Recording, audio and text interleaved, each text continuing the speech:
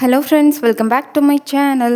அனைவருக்கும் மிகப்பெரிய வணக்கம். இன்றைக்கி எதை பற்றின வீடியோ அப்படின்னு சொல்லி பார்த்தீங்கன்னா, உங்கள் வயிற்றில் உருவான கரு பதியிறப்ப ஏற்படக்கூடிய அறிகுறிகள் எப்படி இருக்கும், கரு எப்படி பதியும் அப்படின்றத இந்த வீடியோவில் டீட்டெயிலாக பார்க்கலாம். நம்ம சேனலை இதுதான் முதல் முறையாக பார்க்குறீங்கன்னா மறக்காமல் சேனலை சப்ஸ்கிரைப் பண்ணுங்கள் அண்ட் பக்கத்தில் உள்ள பெல் ஐக்கனை கிளிக் பண்ணிக்கோங்க.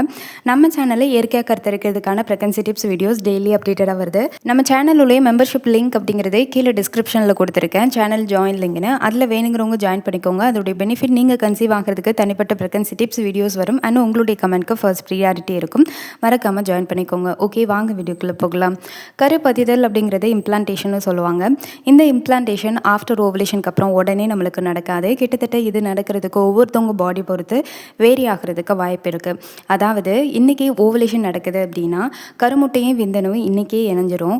இன்றைக்கே இணைஞ்சிட்டு உடனே கருவாக மாறிடுமான்னு கேட்டிங்கன்னா கிடையாது.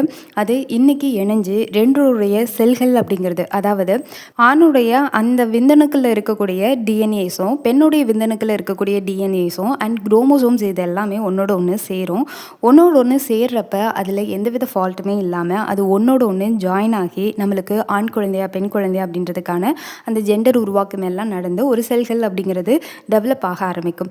ஆணுடைய விந்தணுவிலிருந்து வரக்கூடிய கடைசி குரோமோசோம் அப்படிங்கிறது தான் பெண்ணுடைய வயிற்றில் ஆண் குழந்தை பிறக்கணுமா பெண் குழந்தை பிறக்கணுமா அப்படிங்கிறத தீர்மானிக்கிறது. எப்போவுமே பெண்கள் பக்கம் சொல்லக்கூடிய விஷயம் என்ன அப்படின்னா, பெண் குழந்தை பிறந்துருச்சு அப்படின்னு சொல்லி பெண்களை தான் காரணம் காமிக்கிறாங்க. அறிவியல் முறைப்படி ஆணுடைய விந்தணு அப்படிங்கிறது தான் பெண்ணுக்கு ஆண் குழந்தையா பெண் குழந்தையா அப்படின்றத முடிவு பண்ணக்கூடியது. பொதுவாக இந்த மாதிரி உருவாகக்கூடிய செல் அப்படிங்கிறது உங்களுக்கு உடனே கருவாக உருவாகிடாது. இன்றைக்கி 2 செல் வந்து சேர்ந்துருக்கு, அதாவது உங்களுடைய கருமுட்டையும் விந்தணுவும் இன்றைக்கி சேர்ந்துருக்குன்னா நாளைக்கு ஒரு செல்லாக மாறும், நாளான்னைக்கு 2 செல்லா, அடுத்த நாள் வந்து 8 செல்லா, அப்படியே மல்டிபிள் ஆகிட்டே இருக்கும். கிட்டத்தட்ட 100க்கும் மேற்பட்ட செல்கள் உருவாகும். இந்த செல்கள் உருவாக்கத்தின் போதே உங்களுடைய 16வது நாள் 17வது நாள் 18வது நாள் ஒவ்வொரு செல்களாக உருவாக ஆரம்பிக்கும். கரெக்டாக அது கிட்டத்தட்ட ஒரு மொருலா அப்படின்ற ஸ்டேஜுக்கு வரும். அதுதான் இங்கே டே 18 அப்படின்னு சொல்லி கொடுத்துருக்கேன். அண்ட் இந்த மொருலா ஸ்டேஜுக்குன்னா உங்கள் ஃபெலோப்பியன் டியூபோட எட்ஜில் இருக்கும். கரெக்டாக அந்த கர்ப்பப்பைக்கும் ஃபெலோப்பியன் டியூபோடைய எட்ஜில் தான் இருக்கும். அண்ட் அதுக்கப்புறம் வந்து உங்களுக்கு மொருலான்றதுலேருந்து பிளாஸ்டோசிஸ்டாக மாறுறப்ப உங்களுக்கு இன்னும் கொஞ்சம் உள்ளார வந்திருக்கும் கர்ப்பப்பைக்கு. அண்ட் அடுத்தது எம்ப்ரியோவாக மாறுறப்ப நல்லாவே கர்ப்பப்பை நடுவுலே வந்திருக்கும். இந்த மாதிரி தான் கொஞ்சம் கொஞ்சமாக நடக்கும். உங்கள் குழந்தை ஆரம்பத்தில் ஆஃப்டர் ஓவலேஷனுக்கு அப்புறம் உடனே நம்ம கர்ப்பப்பைக்கு வர்றது கிடையாது. ஃபெலோப்பியன் டியூப்லேருந்து இந்த செல் உருவாக்கம் எல்லாம் கொஞ்சம் கொஞ்சமாக நடந்து அதுக்கப்புறம் படிப்படியாக அது உருண்டு வந்து உங்களோட கர்ப்பப்பையில் பதிய ஆரம்பிக்கும். இதுதான் நார்மலாக நடக்கக்கூடியது. இப்படி தான் கரு பதிதல் அப்படிங்கிறது நடக்கும். கர்ப்பப்பைக்கு வந்த உடனேயும் பதியாது. அது எந்த இடத்துல நாள் கணக்கில் வளர்கிறதுக்கு, அதாவது நம்மளுக்கு டெலிவரி ஆகிற வரைக்கும் அந்த இடத்துல எல்லா சத்தும் வரணும். அதுக்கேற்ற மாதிரி அந்த இடத்துல போய் பதிய ஆரம்பிக்கும். அதுக்கு நம்மளுடைய கர்ப்பப்பையுடைய உள் லேயர் அப்படிங்கிறது ரொம்ப தடிமனாக இருக்கவும் கூடாது, ரொம்ப கம்மியாகவும் இருக்கக்கூடாது. அதை தான் எண்டோமெட்ரியம் சொல்லுவாங்க. இந்த எண்டோமெட்ரியம் திக்னஸ் அப்படிங்கிறது நார்மல் வேல்யூ என்னன்னு கேட்டிங்கன்னா 7.5 mmலேருந்து 12 mmக்குள்ளே இருந்தது அப்படின்னா இது உங்களுக்கு கருத்தரிக்க சரியான அளவில் இருக்குது அப்படின்னு சொல்லி அர்த்தம். எப்படி ஒரு விதை வளர்றதுக்கு மண் வந்து பக்குவமாக இருக்கிறது ரொம்ப அவசியம்னா அதை ஒழுகிறது, அதுக்கப்புறம் நிறைய விஷயங்கள் பண்ணுறோம்ல, உரம் போடுறது, இந்த மாதிரி விஷயங்கள். அதே மாதிரி தான் நம்மளுடைய கர்ப்பப்பையில் இருக்கக்கூடிய உள்சுவர் ஆரோக்கியமாக இருக்கிறதுக்கு ஹெல்த்தியான உணவுகளை எடுத்துக்கிறது, டீஹைட்ரேஷனாக இல்லாமல் ஹைட்ரேஷனாக வச்சுக்கிறது, இது எல்லாமே உங்கள் கர்ப்பப்பை உள்சுவர் நல்லா வளர்கிறதுக்கு உதவி பண்ணும். குறிப்பாக உங்களுக்கு எண்டோமெட்ரியம் திக்னஸ் இல்லை அப்படின்னா அதுக்கு மெயின் காரணம் பிளட் சர்க்குலேஷன் கர்ப்பப்பைக்கு இல்லாதது தான். இதுவும் இம்ப்ளான்டேஷன் ஃபெயிலியர் ஆகிறதுக்கு ஒரு விதத்தில் காரணமாக இருக்கும். இந்த மாதிரி எண்டோமெட்ரியம் திக்னஸ் ஒழுங்காக இல்லாதவங்க எல்லாரும் என்ன பண்ணணும்னா பட்டர்ஃப்ளை யோகா அப்படிங்கிறத ட்ரை பண்ணுங்கள். ஓகே, இப்போ கருப்பதிதல் எப்படி நடக்கும் அப்படின்னு சொல்லி பார்த்தாச்சு. இனிமே கருப்பதிதல் நடந்தது அப்படின்னா என்ன மாதிரி அறிகுறிகள் ஏற்படும் அப்படின்னு சொல்லி பார்த்துடலாம்.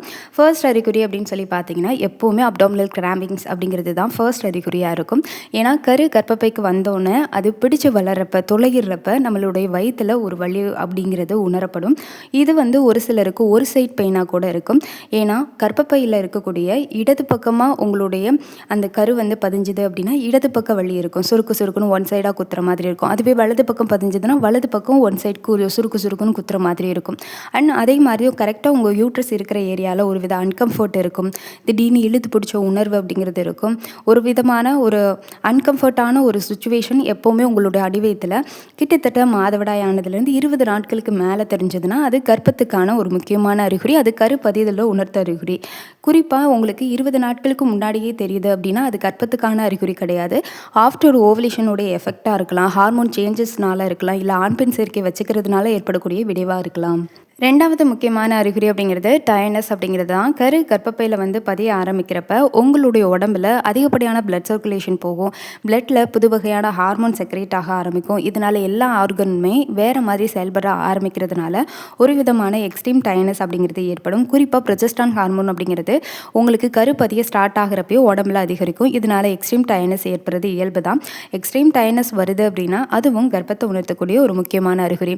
3வதுன்னு பார்த்தீங்கன்னா மார்பக வலி. மார்பகங்களில் நிறைய மாற்றங்கள் அப்படிங்கிறது கருப்பதியிறப்ப ஏற்படக்கூடியதாக இருக்கும்.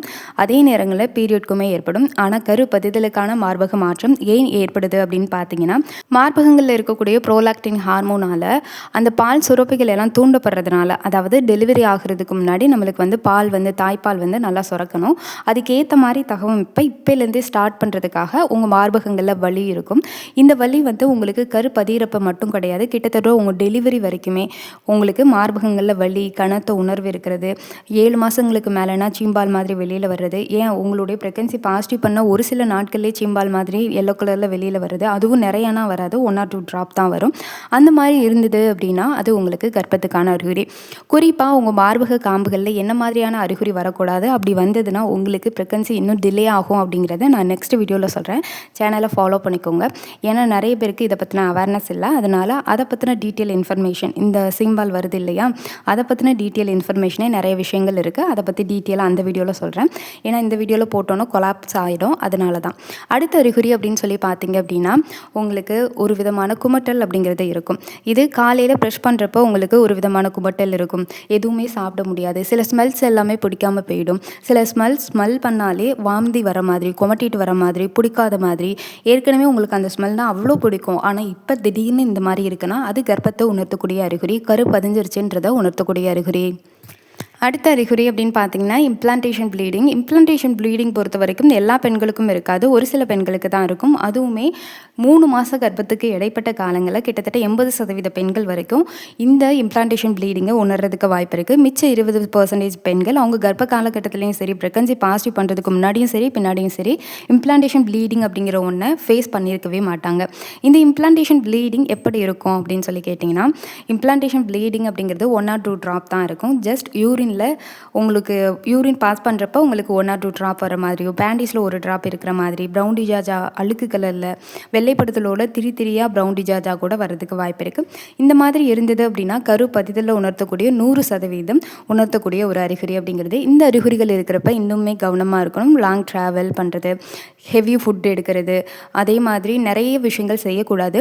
ஆஃப்டர் ஓவலேஷனுக்கு அப்புறம் கரு பதியாமல் இருக்கிறதுக்கு நீங்கள் செய்யக்கூடாத முக்கியமான 10 விஷயங்களையும் நான் இன்னொரு வீடியோவில் போகிறேன். சேனலை ஃபாலோ பண்ணிக்கோங்க. அடுத்தடுத்தது உங்களுக்கு வீடியோஸாக வரும். இதுதான் பேசிக்காக கருப்பதிதல் நடக்கிறப்ப ஏற்படக்கூடிய முக்கியமான அறிகுறிகள் அப்படிங்கிறது. இந்த வீடியோவில் கருப்பதிதல் எப்படி நடக்கும், கருப்பதிதல் நடந்தது அப்படின்னா என்ன மாதிரி அறிகுறிகள் ஏற்படும்னு டீட்டெயில் இன்ஃபர்மேஷனாக கொடுத்துருக்கேன். இதில் ஏதாவது டவுட் இருந்தால் கீழே கமெண்ட் பண்ணுங்கள்.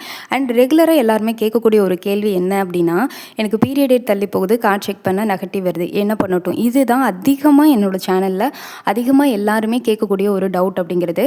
ஃபஸ்ட்டு ஒரு விஷயத்தை தெரிஞ்சுக்கோங்க. நான் எப்பவும் சொல்லக்கூடிய ஒரே விஷயம் தான், பீரியட் டேட் தள்ளி போகுது, செக் பண்ணுறீங்க, நெகட்டிவ் காமிக்குதுன்னா அகைன் அதே டெஸ்ட்டை 5 days ஆஃப்டர் நீங்கள் ரிப்பீட் பண்ணுங்கள். அப்போவும் நெகட்டிவ் காமிக்குதுன்னா டேரெக்டாக பிளட் டெஸ்ட் போயிருங்க. பிளட் டெஸ்ட்டு நீங்கள் கர்ப்பமாக இருக்கீங்களா இல்லையான்றது 100% உணர்த்தும். அதனால இதை ஃபாலோ பண்ணிக்கோங்க. இந்த வீடியோ பயனுள்ளதாக இருந்தால் மறக்காமல் லைக் பண்ணி கீழே ஹைப் பண்ணி எல்லோ கலர் ஸ்டார் காமிக்கும், ஹைப் பண்ணி விடுங்க.